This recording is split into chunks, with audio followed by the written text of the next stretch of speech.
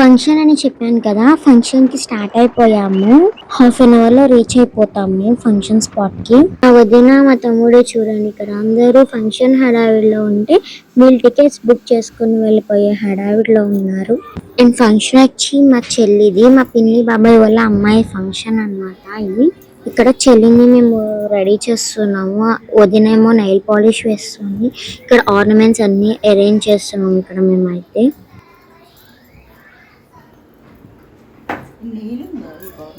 Sari and half sari కట్టడం ఒక ఎత్తు అయితే, జ్యువెలరీని ఏం సెట్ అవుతుందో చూడడం అదొక పెద్ద టాస్క్ అని చెప్పాలి.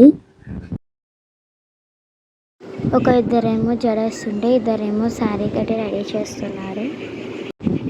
మా వదిన వాళ్ళేమో శారీ కట్టారు. శారీ అయితే చాలా బాగా కట్టింది మా వదిన.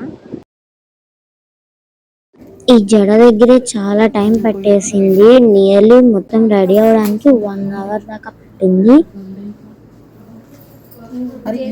ఫైనల్ గా అవుట్పుట్ అయితే ఇది. చాలా బాగా వేసింది అక్క మాత్రం. అన్నయ్య మాత్రం లైట్ పట్టుకుని నించున్నాడు, వాళ్ళ చెల్లి ఫొటోస్ మంచిగా రావాలని. రాహుల్ అన్నయ్య హలో. ఇక్కడ మా అన్నయ్య తెగ నవ్వించడానికి ట్రై చేస్తున్నాడు చెల్లిని, ఫొటోస్ లో నవ్వమంటే నవ్వట్లేదని. ఫోటో సెక్షన్ మొదలైంది. ఫోటో సెక్షన్ మొదలైంది అంటే అమ్మాయిలకి అసలు ప్రపంచంతో సంబంధమే ఉండదు, అలా ఉంటుంది మాతోని. మొత్తానికి ఫంక్షన్ అయితే మంచిగా చాలా బాగా జరిగింది.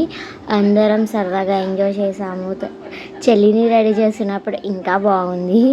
అండ్ ఫంక్షన్ అయిపోయిన తర్వాత ఇంటికైతే రిటర్న్ అయిపోతున్నాము మేము. ఇంకా ఈ బ్రిడ్జ్ పై నుంచి చూస్తే మా మచిలీపట్నం అందాలన్నీ కనిపిస్తాయి. నైట్ టైం చూస్తే వెహికల్స్ వెళ్తే ఇంకా అట్రాక్టివ్గా ఉంటుంది, ఇంకా గ్రీనరీగా కనిపిస్తుంది. ఎందుకంటే మొత్తం పొలాలే ఉంటాయి. ఈ సన్సెట్ చూసారా ఎంత అందంగా ఉందో.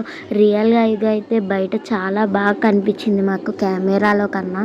సరే మరి రేపు కలుద్దాం. మన ఛానల్ ఎవరైనా ఫస్ట్ టైం చూసినట్లయితే మేక్ షూర్ టు సబ్స్క్రైబ్ ముఖ్యం బిగులు.